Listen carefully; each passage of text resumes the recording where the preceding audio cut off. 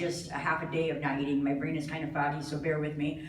We're gonna do an experiment. You guys are mostly college students, right? In this room, you guys are familiar with Abraham Maslow? Yes. Hierarchy of needs? Mm-hmm. Basically, this guy, he's a humanist and a philosopher. He doesn't exist anymore, but back in the day, when he did, he created a hierarchy of needs, okay? And these needs are from shelter all the way to actualization, self-actualization, and what the basic needs are.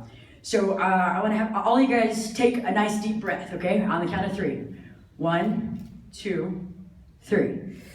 Now hold it, don't let go. What if this was the last breath that you could afford? What if this is the last breath that you could afford? You had to choose to give that breath to you or your children. What would you do? On Maslow's hierarchy of needs, breathing and eating are equally as imperative as one another, and they should be treated as basic human rights, like my homegirl here said.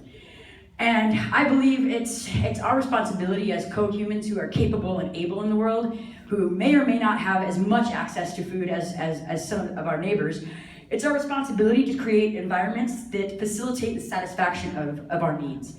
And so my organization, One True Love, we've been in the business for about 5 years, serving folks directly on the streets. Our demographic is people that don't have homes. We also don't ask for their rental agreement either, so they might come eat from my truck and they might have a home because there is that need as well. We just got a food truck at the beginning of this year, and something I'm really excited about. We've been feeding people for 5 years, food that's primarily sourced from donations from our community. But with the food truck, what I'm allowed to do now, and what I just recently implemented, was a food rescue program. So I'm able to create a full 3 to 5 item menu with around 80% rescued food. So kind of like our Chopped event out here. Every time I go out to an outreach event, it's basically a mystery box. And we pull up to a hot spot or a hub in the valley, and we take people's orders, we take their names. It's a dignified restaurant experience to people that might not have eaten from a restaurant, much less at all, in a couple days, couple hours. And it's definitely the reason why I'm here in the world, for sure. Like I said, we just implemented the program.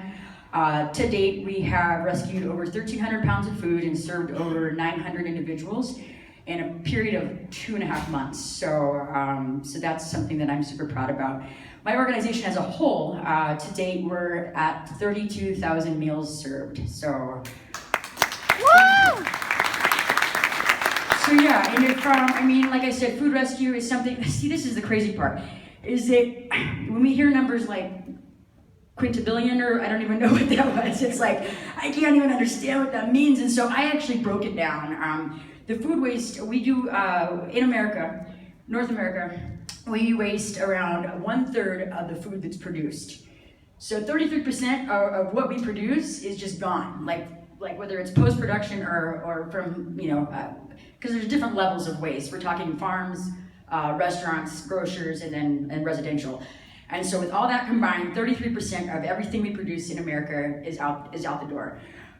That's $161 billion, right? But what does that even look like? And so the USDA recently converted the dollar amount to calories per capita. And so they figured that each of us, every day, throw away around 1,200 calories. Doesn't sound like too much, right?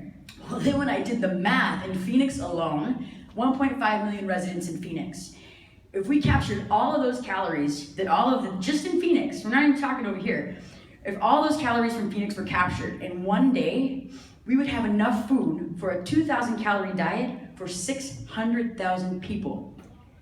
Bite on that, right? That's insane. And that number is soft too, because we're talking some of the scraps. We're not going to save some food waste is waste, and so the actual math was around 960.